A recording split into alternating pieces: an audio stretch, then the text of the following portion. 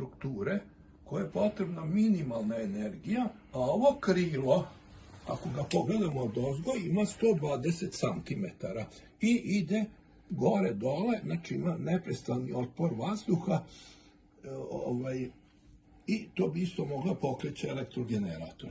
Znači ima 1000 ciklusa dok se potpuno ne zaustavi, a inače je potrebno da minimalna energija na klapnu da bi se održavalo oscilacije. Jer svaki sledeći ciklus je neznatno slabiji, znači potrebna je neznatna energija.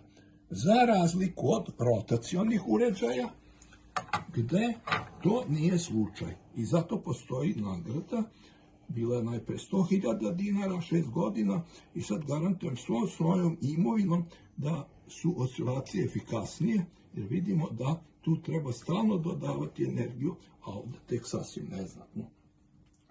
I druga stvar koja se pravi greška kod raznih konstruktora, ako imamo velik broj rotacionih uređaja, ovdje imamo 2 zupčanika s polja i još 2 unutra. I šta se dešava? Možemo lepo staviti klapno, evo imamo jedno klapno, pogurnemo i odmah stane. Zbog silnog trenja unutrašnjih zupčanika i spoljašnjih zupčanika.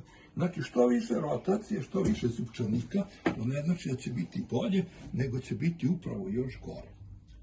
Zatim možemo razmotriti i najefikasniji od svih motora postojećih je elektromotor. On ima najveći stepen korisnog dejstva.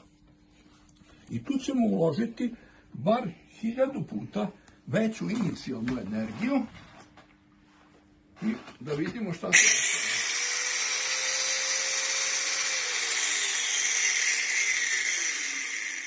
Evo, iako je bilo 11.000 obrtaja u minuti, 600 vata, znači to se radi o novoj brusilici, poznate marke, nećemo je puno reklamirati, besplatno. Znači imamo 1000 puta veću inicijalnu energiju nego što smo uložili kod klatna, kod elastične strukture, i bar 1000 puta duže traje.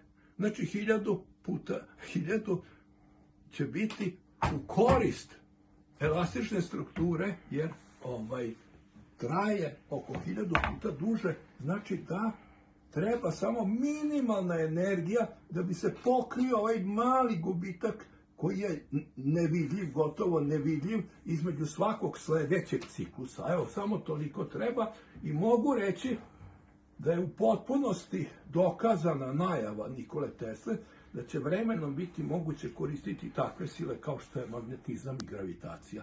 Mislim da sam to u potpunosti uspeo zahvaljujući novoj patentnoj prijavi, gdje sad nije ovo krilo od lima od 120 mm, nego nova patentna prijava sa elektrogeneratorom koje sam rešio za sada na najbolji način na osnovu iskustva svog. Jer znam koji su problemi kod magneta, puno sam se igrao magnetima i posmatrao sam i druge istraživače koji su radili sa magnetima i mislim da sam uspeo napraviti najbolju konstrukciju koja ima najmanje problema, za razliku od magnetnih ležaja i drugih skupih konstrukcija. Uspeo sam sa niskom cenom da rešim neke tehničke probleme i da se napravi jedan elektrogenerator.